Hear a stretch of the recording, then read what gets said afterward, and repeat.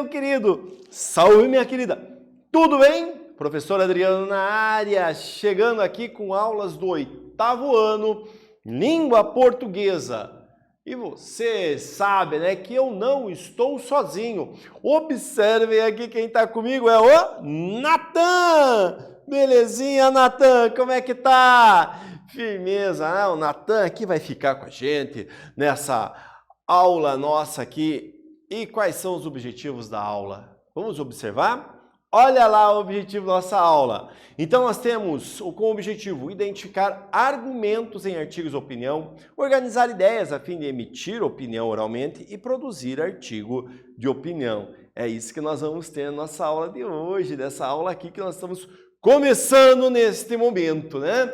Então, em outras palavras, nós vamos falar do artigo de opinião na argumentação. Como que nós argumentamos? Quais são os tipos de argumentos que são legais usar? Aqueles que não são muito legais. A gente vai falar da pirâmide de Graham, né? O esquema de Graham. A gente já chega lá, né? Na nossa aula. Então, bora lá conversar e observem essa tirinha aí que eu vou fazer a leitura agora. Uma árvore deve ter boas raízes, uma casa deve ter uma boa fundação e toda opinião deve ter um bom fundamento. Esse aí é o nosso querido Armandinho, né? Eu adoro Armandinho. E agora, já parou para pensar nisso? Tudo tem que ter uma boa fundação. Árvore, raízes, casa, uma boa fundação. Por que a nossa opinião não tem que ter uma fundação boa, ou melhor, não tem que ter uma boa sustentação, né? Um bom fundamento. É assim que funciona. Não adianta eu chegar e falar, é minha opinião porque eu quero, porque eu gosto. Não adianta, né? Para você convencer o outro, para você conseguir levar as suas ideias adiante, você precisa obrigatoriamente ter um fundamento, uma fundamentação. E essa fundamentação nós chamamos de argumento. Bora lá então? Argumentação. Precisamos nos posicionar a todo momento em nossa vida. Esse posicionamento é nossa opinião, mas certamente não seremos levados a sério se não conseguirmos sustentar essa opinião com argumentos consistentes. Para que tenhamos argumentos fortes e fundamentados, o primeiro passo é pesquisar sobre o assunto ou sobre o tema. Somente após reunir informações suficientes é que você estará pronto para expor a sua opinião. Então, meu caro, então, minha cara, vocês viram aqui, a base da argumentação é essa. Para eu poder ter uma argumentação, para eu poder ser levado a sério em uma discussão, em um debate, ou em um texto que eu vá produzir, o que eu preciso? Estudar, conhecer o assunto. Porque eu não posso falar, sei lá, Adriano, professor de língua portuguesa, falar do quê? Física nuclear. Sei lá o que é isso, né? Não, eu sei um pouquinho, né?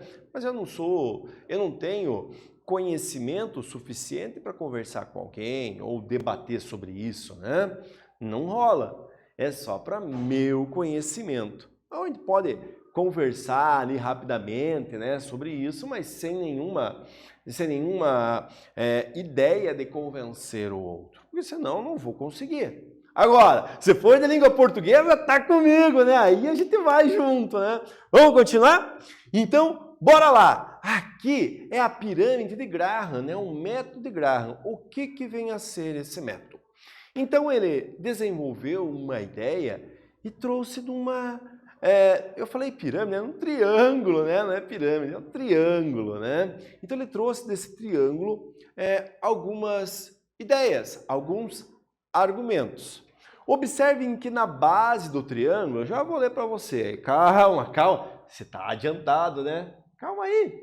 Então na base desse triângulo, eu tenho o quê? Eu tenho um argumento mais fraco.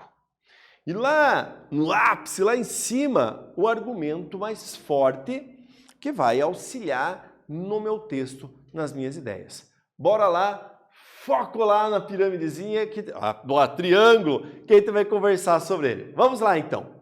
Observem que na parte baixa do nosso triângulo, nós temos ali o xingamento. Então, algo aqui, algo assim como, ah, você é um idiota, você não sabe disso, e eu começo a xingar a pessoa, né?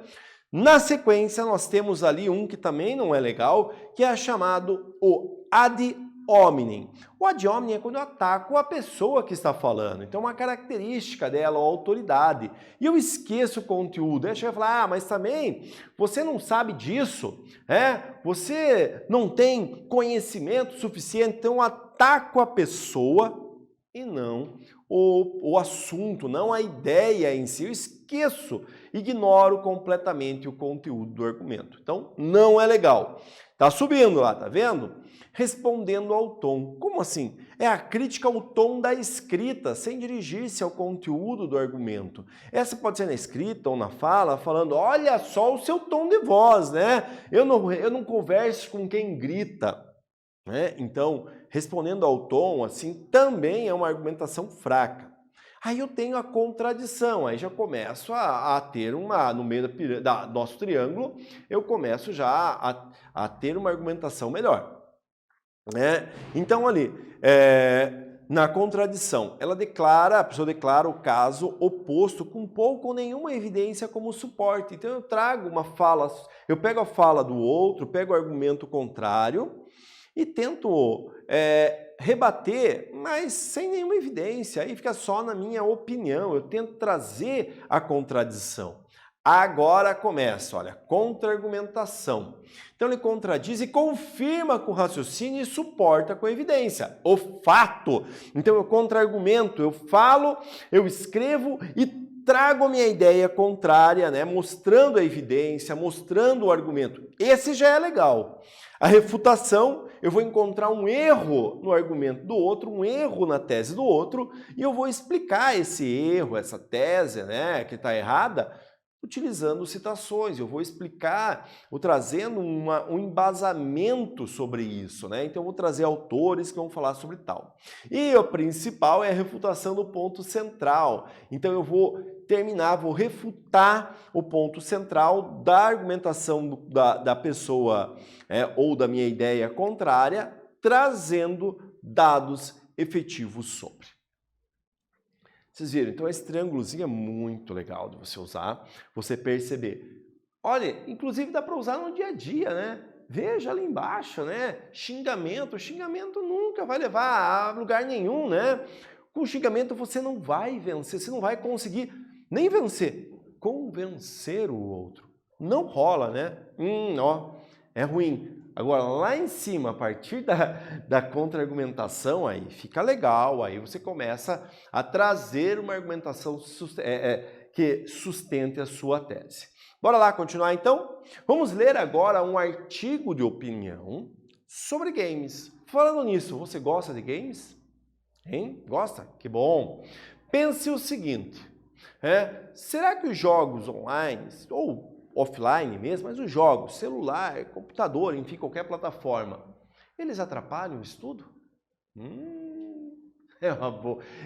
Sempre mãe, pai, o nosso responsável está falando lá, olha, larga esse celular, vai estudar, né? E aí? Vamos ler o que falam sobre isso? Bora lá então para a leitura. Começando lá. Games atrapalham os estudos? O artigo escrito por Angélica Caniello é no dia 21 de maio de 2021, à meia-noite 1 que ela publicou, no jornal Cruzeiro do Sul. Em tempos de pandemia, a quantidade de pessoas que dedica parte de sua rotina jogando games cresceu de forma significativa. A comprovação da popularidade dos jogos eletrônicos está nos números. Em 2020, o faturamento dessa indústria de entretenimento cresceu 12% em relação ao ano anterior, atingindo uma receita de 126,6 bilhões de dólares. O mundo inteiro, isso e todos os games, né? Segundo a pesquisa da Nielsen Games, a necessidade de isolamento social e o desejo de diversão foram uma combinação muito propícia para que se intensificasse a busca por essa alternativa de recreação. O que muitos se perguntam é se esse lazer pode interferir de forma negativa no desempenho acadêmico, uma preocupação que aumenta de forma proporcional ao tempo de exposição à tela do jogo. Então, esse início, essa introdução do artigo de opinião que nós estamos lendo aqui, da Caniello, vocês podem perceber que ela traz os dados, né, do aumento em comparação ao ano de 2020, lembrando que esse artigo foi publicado em 2021. Então, em comparação ao ano anterior, né, um aumento significativo, né, na renda das empresas que exploram esse universo dos jogos. E o que isso significa? Significa que mais pessoas estão jogando, mais pessoas estão na telinha ali, né? Estão ali focados, jogando lá o seu joguinho, seja ele qual for, né? É o Candy Crush, é o Free Fire, é o Fortnite. Que joguinho que você gosta mais aí, hein? Esse aí esse deve ser legal, né? Você está jogando bastante, né? Agora, vamos fazer uma atividade? Depois de conversar um pouquinho sobre o triângulo, sobre o texto. Pensem nessa atividade que vem agora aqui, então. Atividade 1. No início do artigo, a autora afirma que houve um crescimento muito alto na quantidade de pessoas que passaram a jogar algum game durante a pandemia.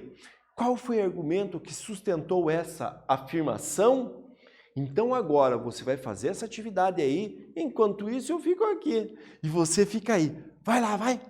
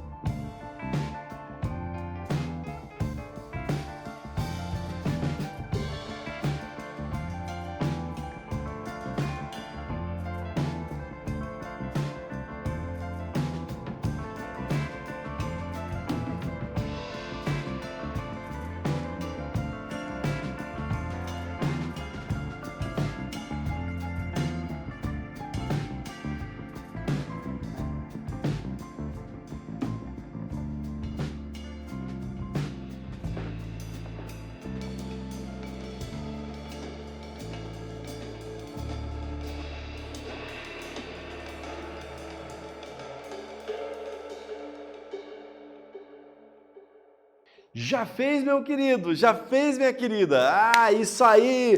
Bora lá corrigir, vamos ver se você acertou. Lembrando, se você prestou atenção na aula, você já deve ter encontrado a resposta bonitinha. Em todo caso, vamos corrigir? Então, o argumento foi que houve um aumento de 12% no faturamento da indústria de entretenimento em relação ao ano anterior, atingindo uma receita de aproximadamente 126 bilhões de dólares. É muito dinheiro, né? Vamos continuar então a leitura agora do nosso artigo? Não terminou ele ainda não. Vamos desenvolver agora o desenvolvimento até chegar à conclusão e vamos ver o que a autora está defendendo, é o que ela propõe. Será que os games atrapalham ou não? Vamos ver o que ela diz. Bora lá acompanhando. Mas, assim como para qualquer outro produto midiático, os games não são por si só bons ou ruins. Se o consumo é excessivo e o usuário não consegue conciliá-lo com os compromissos do dia a dia, pode se tornar um vício. Em 2018, a Organização Mundial da Saúde, OMS, passou a considerar o vício em videogame um problema de saúde mental. Observaram ali que está em destaque? Ah, claro que observou, né? Óbvio, né? Está em destaque no slide. Acompanhem comigo aqui. Observem que o que está em amarelo aqui é a opinião da autora. Então, é a tese que ela está defendendo. Ela está trazendo uma opinião. Qual a opinião? Então, se o consumo é excessivo e o usuário não consegue conciliar com seus trabalhos, com os compromissos, pode tornar-se vício. Mas isso é uma fala dela, né? Por que quem disse que jogar é vício? Foi ela na cabecinha dela? Foi o professor Adriano? Ou foi o Natan aqui? Foi você, Natan? Não, não foi, né? Também não. Foi ela. Mas com base no que ela falou isso? Olha a argumentação nos dados. A OMS, a Organização Mundial de Saúde, classificou o vício em videogame um problema de saúde mental. Então é um problema que nós temos e ela sustenta a tese dela, sustenta a opinião dela. Beleza? Vamos continuar a leitura. Uma outra preocupação com os games é associada aos conteúdos e formatos. A solução para essa inquietação exige uma participação ativa dos familiares nas escolhas por tipos de games que sejam benéficos, privilegiando aqueles capazes de desenvolver competências cognitivas exigidas pela nossa sociedade e que sejam divertidos para que se queira jogar. Em ocasião do meu mestrado, pesquisei os games voltados para a educação, com o objetivo de avaliá-los quanto ao potencial de propiciar uma aprendizagem significativa. Entre os resultados, foi destacado que um bom game pode contribuir muito enquanto ferramenta educativa, pois tem o potencial de trazer vários benefícios, entre os quais estimular os diferentes sentidos, expor novas situações como forma de incentivar a solução de problemas, desenvolver a habilidade de improvisar, explorar e descobrir, motivar o espírito colaborativo através do compartilhamento de conhecimento e comparação de opiniões diferentes. E tudo isso o jogador aprende sem nem perceber, tão envolvido pelo prazer de jogar. Isso porque diversão e educação não são caminhos opostos, ou, ao menos, não deveriam ser. Os jogos agradam justamente porque propiciam diversão, aliviam o estresse e, na versão online multiplayer, reúnem amigos, mesmo que virtualmente. Voltando à pergunta contida no título desse texto, eu diria que um bom game pode enriquecer a aprendizagem dos nossos alunos. Porém, os games não são todos iguais. E o grande desafio, portanto, está na escolha de bons títulos. De forma provocatória, o educador Rubem Alves escreveu em um jornal que antes de entrar numa escola, alunos e professores deveriam passar por uma cozinha, pois a verdadeira cozinheira é aquela que sabe a arte de produzir fome. Produzir fome. Toda a experiência de aprendizagem se inicia com uma experiência afetiva. É a fome que põe em funcionamento o aparelho pensador. Fome de afeto. Não confundir afeto com beijinhos e carinhos. Afeto do latim, affetare, quer dizer ir atrás. Então veja que essa citação veio lá da Folha de São Paulo. O game, por ser esse alimento, no modo de dizer do Rubem Alves, capaz de produzir curiosidade e fome de aprender. E o desejo de aprender é o ponto de partida da diversão e do prazer lúdico do jogo. Não são, portanto, concepções divergentes. O ato de jogar é tão antigo quanto o homem e faz parte da sua própria essência. Acompanharam, né, a leitura. Então o artigo ela está desenvolvendo nesse artigo as ideias. Será que os jogos viciam? Não viciam? Aliás, não, será que eles atrapalham a educação ou não? Veja que ela, no decorrer do texto, ela se apresenta, né, como um mestre. Então no mestrado dela, ela pesquisou. O que ela está trazendo ali? Um argumento de autoridade. Ela é autoridade, eu posso falar sobre o assunto. É isso que ela está falando, mostrando ali. E ela vai desenvolvendo e já mostrou a visão dela, né? Se atrapalha ou não. Veja, ela cita vários benefícios que o jogo traz de maneira geral ao quem joga, ao ser humano. Bom, agora vamos lá a mais uma atividade para você pensar aí. Vamos ver? Opa, não é atividade ainda, eu passei aqui, esqueci, agora vamos falar da estrutura, é óbvio, né? Ô professor, tá esquecendo, né? Como é que você vai fazer atividade sem falar de estrutura? Bom, a estrutura de um artigo ela é muito simples, ela segue a estrutura de um texto argumentativo, né? Então nós vamos ter um título, uma frase que chame a atenção do leitor. Falar de games é óbvio que chama a atenção de você que está aí do outro lado, né? Chama a atenção de todo mundo. Temos a introdução, que é a apresentação da polêmica, mais o seu ponto de vista em relação a ela. Qual é o problema que vai aparecer ali? Hein? Que problema que está presente? E como que você se posiciona em relação a ele? Ou melhor, como a pessoa se posiciona, é a tese. Continuando, nós temos o desenvolvimento, a argumentação que sustenta seu ponto de vista, para mostrar a opinião que opositores ao seu ponto de vista têm em relação à polêmica, contestar e criticar a opinião dos opositores. Então, no desenvolvimento, você vai trabalhar com todas as ideias. Já a conclusão, você faz o quê? Você reafirma o seu ponto de vista, né, em relação ao tema. A tese, né, você vai reafirmar a sua tese, a sua opinião que você fez. Lembrando que todo momento você tem que sustentar, ou seja, argumentar de maneira positiva em relação a você. Ufa, agora sim, vamos ao quê? Aí, professor, ao exercício. E agora eu não errei não, hein? Olha lá, leia. O desejo de aprender é o ponto de partida da diversão e do prazer lúdico do jogo. Não são, portanto, concepções divergentes. O ato de jogar é tão antigo quanto o homem e faz parte da sua própria essência. O artigo debate sobre as consequências dos jogos na educação. Ao final dele, qual foi a conclusão apresentada pela articulista? Essa atividade, então, para você pensar aí. Nesse meio tempo, eu fico aqui, você fica aí respondendo. Vai lá, vai!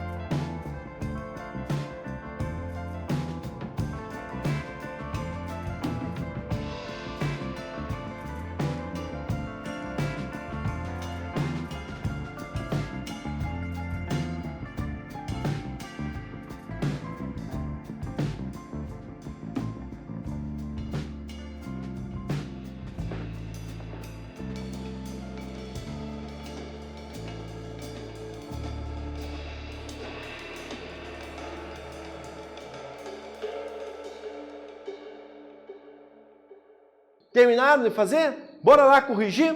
Então vamos ver a correção aqui.